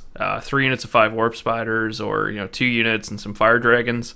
It's a good addition to any list. They're fast, they're mobile, they're you can deep strike in. They can take care of pretty much any target. They're great scoring units, tough to kill. Yeah, and most armies benefit from 3 warp spider units with +1 ballistic skill. Yep. It's great. There's no tax. That's another thing. This formation no tax. Has no tax. It's just 3 warp spider units or 3 even Dark Reaper units. Boom, yeah, Dark Reapers we get too. +1 ballistic skill. Even if you take the fact that it helps the wave serpents as well is pretty brutal. Yeah, that is brutal, especially with the 2d6. Ignore cover, once per game shield shot. It can be some really nasty stuff. It's like you're playing a Tau army. You're like, well, I need some mobility. I need some scoring. You can add that in easy. Yep. It's They're very great. good. Like Pablo from Frontline's been running an Aspect Host with his battle company, and it's been doing extremely well. It's that extra little punch that's easy to fit in. It's no downside. Exactly. So my number 4 was a Burning Sky Host. Nice. That's 9 units of 3 Screamers and a Herald on a disc, because it's excellent. It's your Screamers get +1 on their slash attacks. So when they fly over somebody, they get D3 +1. So you're going from, instead of going from 3 to 9 wounds, you're going from 6 to 12 wounds potential, strength 4. And when you have 9 units of them turbo boosting over stuff, you can really kill units. Yeah, you can. I was running it. Yeah, there was I think it was a 10-man bike unit, and I put all 9 of them over it, and they had killed the bike. I just did them one at a time, but they killed the whole bike unit before I even finished. And it doesn't care if you're invisible, right? It shreds through stuff. It's so good. The other day I took down Bellicor. Yeah, exactly. And this is the thing that people forget, is that this stuff can hit flying monstrous creatures, right? You just move over it, and sorry, Fate Weaver. But we saw this at casualties come from the point so wherever you place the unit is where the damage comes from. So you can snipe. So yeah, you can snipe characters. You can fly over, go over that your heavy weapon. That apothecary that's sitting at the back. Yeah, it's you can get to rear armor of tanks that way. Yep, it's very, very good. And we saw at Nova that this is actually surprisingly good plug and play list if you're allowing Come the Apocalypse allies. You take a solid base, you take your Burning Sky Host, you deep strike them in, and then just turbo boost over everything, cause a shitload of wounds, and then you've got 9 scoring units and a Herald sitting there. That's the best thing too, is that when they deep strike in, they can move so far that you can be like, I'm going to safely deep strike this unit, and I'm going to put 3 of them right up against that knight that's on the board edge, let's say, or something, and he's stuck there. He can only charge it. You can you don't have to go in a straight line. You can do curves and you can go on back top and forth, and it's what the Reva jet bikes used to do back in the day. Yeah, it's really good, and they got they always jink because they don't have a shooting attack, so it's a 4+ rerolling ones. Yep. You use them in formations with Kairos and things. You can generally get them to a 4+ invol if you're playing Tau. You get some Cursed Earth. You can get a 3+ easy on all 9 units, and then stick out there. It is solid. It's brutally good. So, Scary, your number 3? I actually put CanHammer as number 3. Nice. Okay. I honestly still think CanHammer can be one of the best formations if played well. You cannot dismiss the ability of Assault Marines charging out of Deep Strike, but also of the crazy ability that they can do with pinning everybody and denying Overwatch. And honestly, I think it's just a very versatile formation for any Space Marine list. As a Space Marine player, having something like that really gives you that like tactical tool, when you're playing a variety of different lists. It's just a matter of learning how to play it well, not always just going balls to the wall with it, but just learning how to play with it very effectively, and in combination with just like a CAD or a battle company or whatever. I feel like it would be very, very useful. Mm-hmm. No, I like it. It's just that I find that the stuff that I take generally can mitigate it. But the thing I like about CanHammer is you can build an army to table people. So you stop null deploy, right? If you take it right, nobody can null deploy against you, and you can really hamper a lot of those new builds. Yeah, pair it with some skulls. Even like bike heavy armies will have a really hard time dealing with it if they don't null deploy. And if they do null deploy, like as you said, you're just coming in, you're sniping that thing you want to kill. So your number 3, Logan? My number 3 is the Tau optimized stealth cadre. It's another I like that one. Plug and play thing. Yeah, you've got 18? If you take a unit of 3 ghost kills, specifically with 3 ghost kills, I think is where this shines. You've got a formation that's pretty much always ignoring cover. The ghost kills are always hitting on 2s. The cell suits are almost always hitting on 3s. They're hitting, resolving its rear armor of vehicles. It's 18 strength 7 AP 4 shots. You've got 8 fusion blasters in there as well. 5. 3 of which are twin linked, which is awesome, especially when you're hitting on 2s already. The ghost kills are flying around with 2+ cover saves. Everything has thrust moves. The stealth suits can deep strike or infiltrate. The ghost kills can deep strike or deploy normally. It's a very mobile, very durable set of units with very high damage output. And you may think of the stealth suits as tax, but for a unit of 3 guys that are putting out 15 strength 5 shots, or you toss a fusion blaster in there, they're very, very durable units that are you have to get rid of them basically, right? And you're going through 2+ cover saves to do so. So sounds good. I have nothing to add. My number 3, I think this is going to be very contentious. Ooh. But I've just turned onto this very recent, not turned onto it, I should say, but I unlocked a few theoretical potentials with this really recently, but it's Heralds of the Great Wolf. And so what this is it's a Wolf Priest, a Rune Priest, and an Iron Priest. They lose the independent character rule. Yep. So they become a unit, which puts them down, I do believe, to 1 kill point. That's how I've been assuming they operate. I could be wrong, but it says they lose the rule, so they're 1 kill point. Now, each one of them adds something to the unit. The Wolf Priest adds it will not die. The Rune Priest means that you're -1 ballistic skill when you shoot at them. And the Iron Priest basically says they ignore the first saving throws that they fail. So that's pretty good. They're basically 3 characters that are generally survivable. They're going to stay alive. They're going to absorb a lot of that firepower. Now, their real benefit is the Sage Council, which basically allows you to re-roll the die for who deploys first, which is huge in ITC because when you deploy first, you can also go first. Yep. It's even better in the ETC or the rule book because you can choose to go second or first. And it gives you +1 to seize. So you take these guys. If you design an army to go first, you can take them. You can add in an Inquisitor to get the reroll to seize. You can also take Azrael to get a further +1 to seize. And so if the guy has a Lord of War, it's a 3+ rerolling to seize the initiative. If he doesn't have a Lord of War, you can make it a 4+ quite easily just by adding them in. Yep. So that's cool. It's really big because there's a lot of armies that have to go first. I would say Tau's kind of one of them. You want to get your, you generally want to Nova Charge, get your 3+ invulnerable save depending on who you're playing against. Your saves or you want to Alpha Strike. Yep. Yeah, it could also work. If depends on the format, could be good for demons. Helps you to go first as well, so you can get your Grimoire off. if you really need to. You know, a lot of the Death Star armies want to go first because they want to get all their buffs off. So if you're taking a Wolf Star, you add this in, you're almost guaranteeing yourself first turn, because not only are you re-rolling to choose it, you're also getting +1 to the Cs.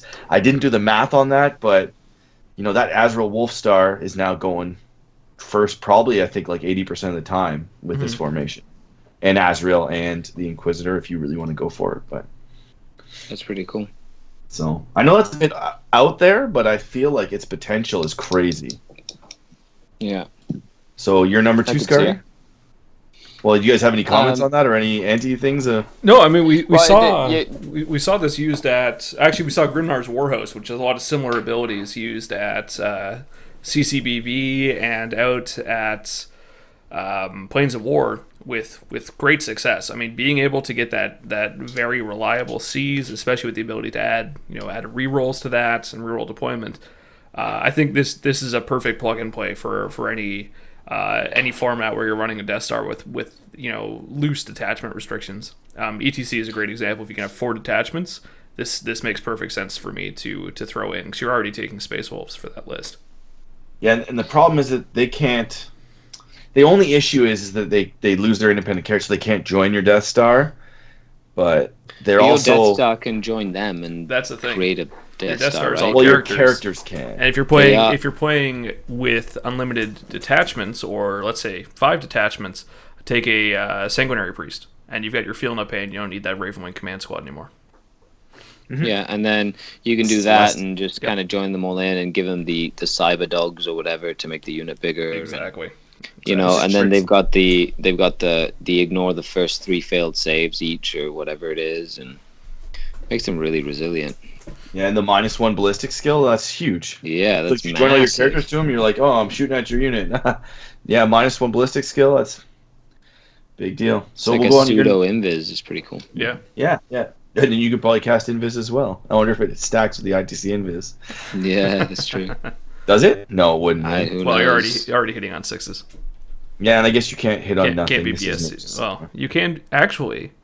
Oh my God! Actually, Yeah. that's a really good question, You go to because you Blissful can be Zero. reduced to BS0, so you wouldn't even be able to shoot at the unit if it's invisible in ITC. Yeah. So if you take the character Death Star with that, yeah, you can't shoot at it. Holy shit! We could be wrong. I Email us think if we're we wrong. just broke the tournament scene. Well, no, because that's how Dun, dun, dun. the Tyrannid power that reduces your ballistic skill, you can be reduced to 0. Yeah, no, Bliss skill you can go to 0 and you can't shoot. Yeah. So Yeah, yeah, that if is you very resolve true. your shots at BS1 and you have -1 ballistic skill. Oh, and look. Oh look at no, what no, you know what? Overwatch. It wouldn't, because the order of the modifiers. Because BS1's a set value, it will override all other modifiers. So you'd still be hitting Yeah. at BS1. Yeah, you're probably right. So Scary number 2. Almost broke it.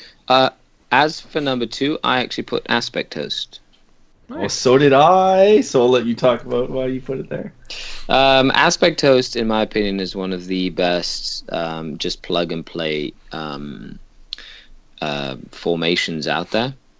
And I think the value in it is the fact that it's so versatile. You can really, it's not just set to one specific thing.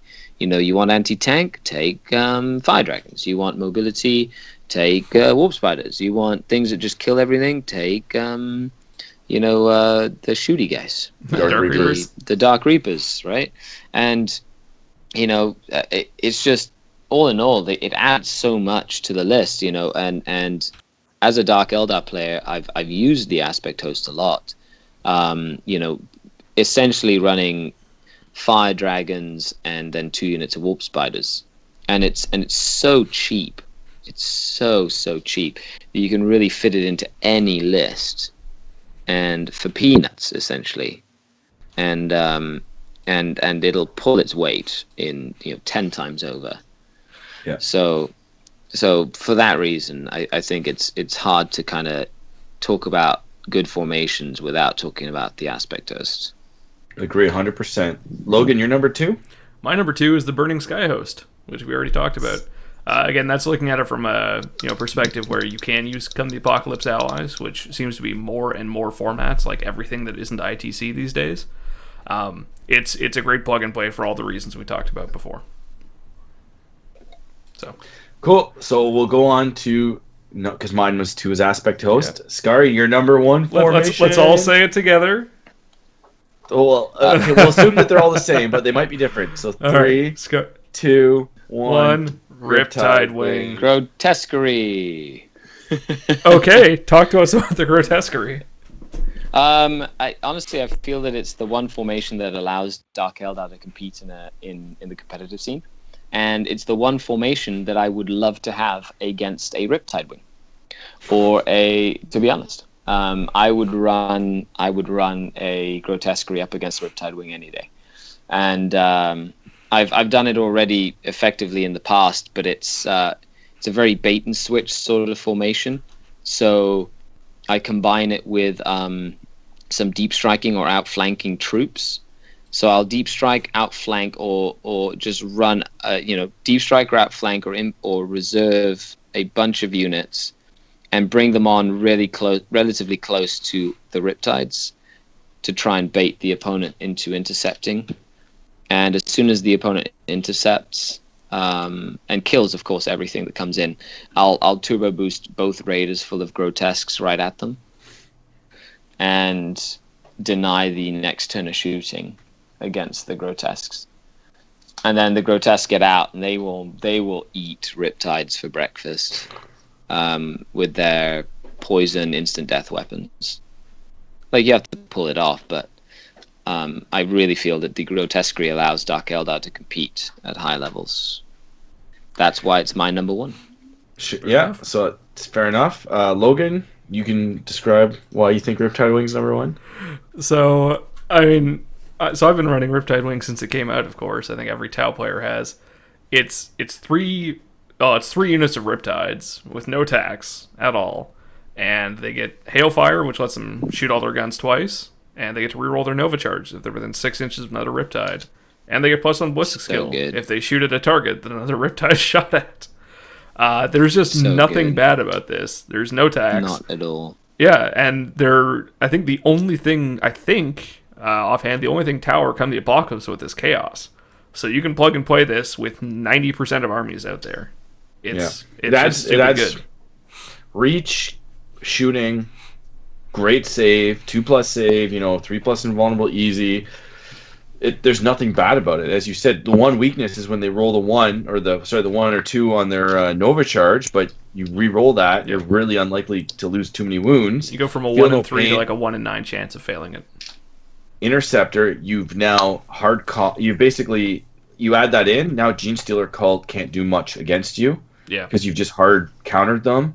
It helps you with the Eldar matchups in a lot of cases, helps you with the Demon matchups in a lot of cases. So I just played against Josh's Night Titans and Riptide Wing, and it was like really hard to deal with, right? Yep. So totally agree. So if you go to the chat there, I'll do Dan Platts because everybody knows Dan. He put 5th was Wolfkin, 4th was Cabal, 3 was Aspect Host, 2 was Libby Conclave, and 1st was Riptide Wing. So let's talk about why none of us said Lib Conclave. So the reason I didn't put Lib Conclave in this list is because it has 2 distinct uses, in my opinion. 2 distinct uses. One is a Death Star approach, in which case you, again, need an entire army to support this thing. And 2 is Demon Summoning, in which case, again, you need some form of army to support this. The theme I was going for today was all stuff that you can plug and play into just about any list out there without having to base anything around it. And, yeah, that's why you didn't take the Cabal. That's why I didn't have Cabal on there. Exactly. If I was going for something you'd base a list around, Cabal would be like probably number 2 on my list. Well, there's like 4 of them. There's the Space Wolf one, Dark Angel one, the Space Marine one, and the Cabal. And they're all like the same. I said Cabal, but I kind of mean you could plug any of those in there on my perspective. So I wouldn't really say it's better or worse than the Cabal. I kind of just went, I don't want to have like 2 or 3 that are almost identical. And the Cabal is just, I just literally picked up 5 bytes to make one, so it was on my mind. But that's why I didn't really put a library because it fits the same role. So for me, what's that? I put that as number 5. Put them all number 5. The Space Wolf. Because if you're playing ETC, you're going to take the other ones, the Dark Angel one and the Space Wolf one. But if you're playing ITC, you'll probably always take the Marine one or the Cabal. So yeah, I should have just put a slash in my note. But and then I want to do Yoshi's. He put Riptide Wing in first. Aspect Host in second, Libby Conclave in third, Psychana Division in fourth, and Skyhammer in fifth. So the only one that sticks out is the Psychana Division. Yeah. I love that one. That one's good. I think that's Yeah. a legit top 5 contender as well. Yeah, It's that's number actually 7. really I good. put it number 7 because it doesn't fit in every army, but It's the just ability a to demon summon 3 summoning demon powerhouse. Yeah. Yeah. So if you don't want to those demon summon, bloodthirsters are amazing. Yeah, exactly. You take the only that. issue It's with a the great Bloodthirster batteries. is you lose the unit. If you lose the unit, whereas you could just you could do like 3 units of demonettes easily a turn, Yeah, it's a or 3 units. well, it's your oh shit button, right? Like you go through, you spam your demonette summonings, you're getting it from your Primaris anyway, or your Flesh Hounds, or your Nurglings, or whatever you have. If you roll those powers, it's just because they're level Well, 1s. you'll always get that, right? That's the Primaris for all those. Those are Not all the Primaris. Flesh Hounds are Not the Primaris. Flesh Hounds. Yep, Are they? yep.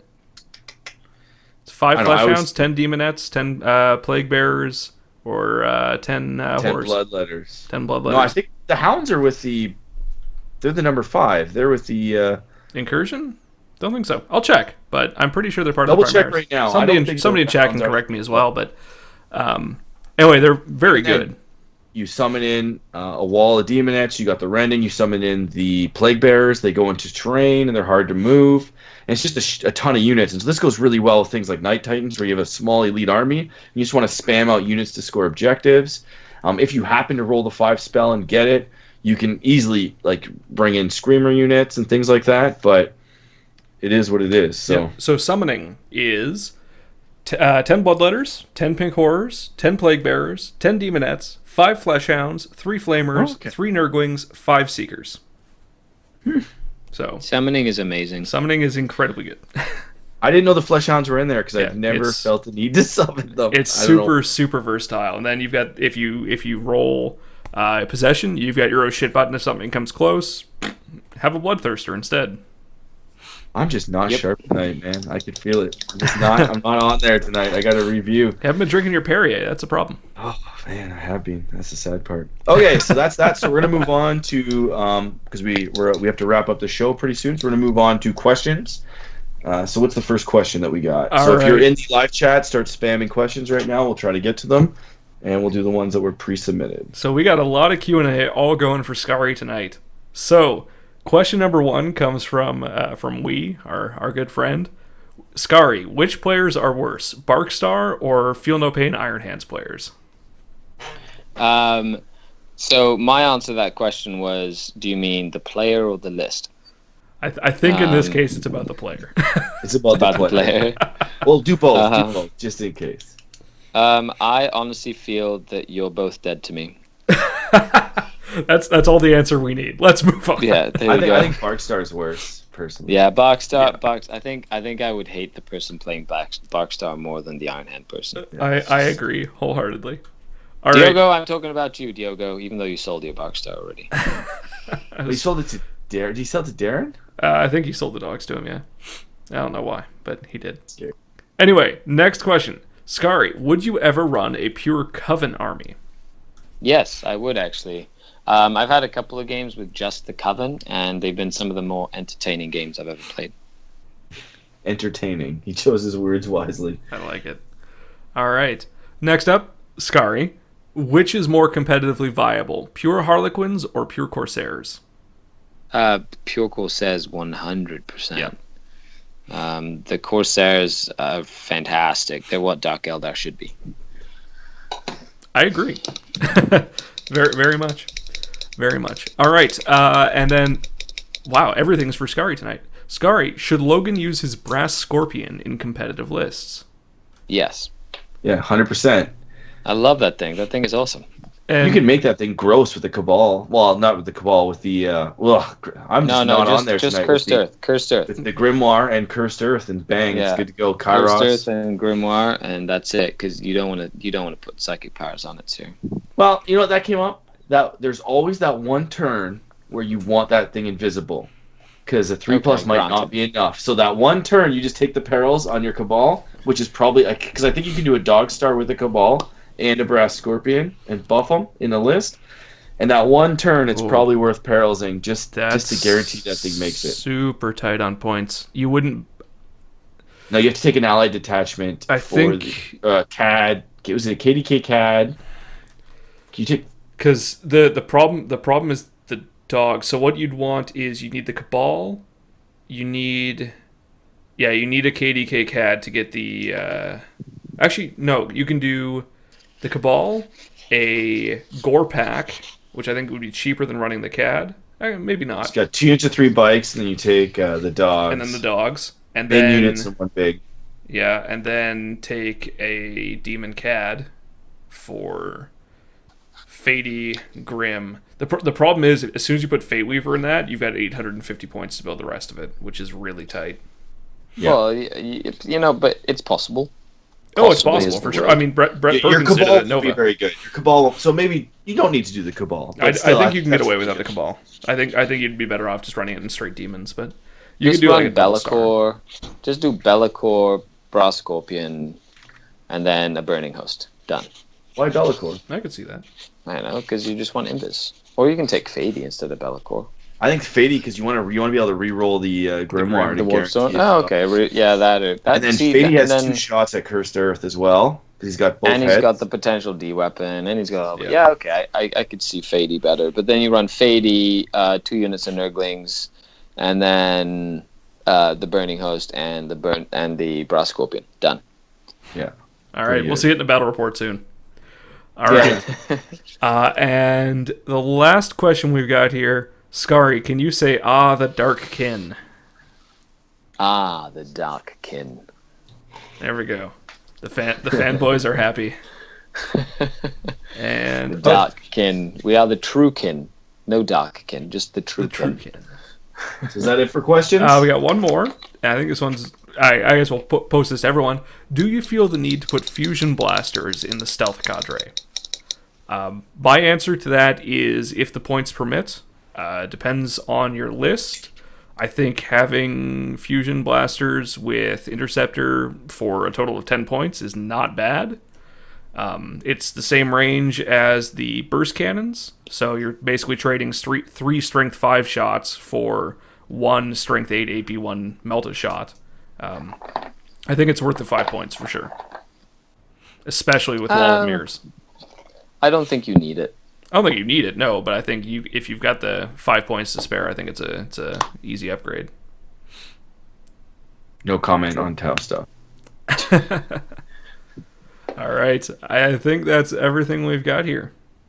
Okay, awesome. So thanks, guys, for your questions, and thanks for listening. For feedback, go to canhammer.podcast@gmail.com. Send us an email. You can send in your army list. We're going to start pimping lists again next episode. This one we knew was going to be long, so we decided that we didn't want to prep up and pimp one and add another hour to the show. You can go to OnePlus Armor for more information, to check out our YouTube channel, battle reports, things like that. You can also go to canhammer.com for this podcast and other information, and check out all those websites. If you want more information on Skari, you can go to www.patreon.com/Scodcast. Bang. And as well, we have a OnePlus Armor patron, which is www.patreon.com/OnePlusArmor. And that only goes to our YouTube videos that are, I think, battle reports or something. Battle like that, reports, right? hobby videos, how to play, all sorts of tutorials. Darren's really sprucing the place up. Yeah, and Darren's coming over next week, so we're going to film like crazy. Nice. So thanks for joining us, Skari. No problem. Thanks for having me on, guys. I really thanks for appreciate joining. it. It's been a pleasure being in with the Canadian crew. Absolutely. I try and fit in, eh? Yeah, hey. Thanks, Logan, and have a good one, guys. Have a good night. Awesome. Have a good night, guys.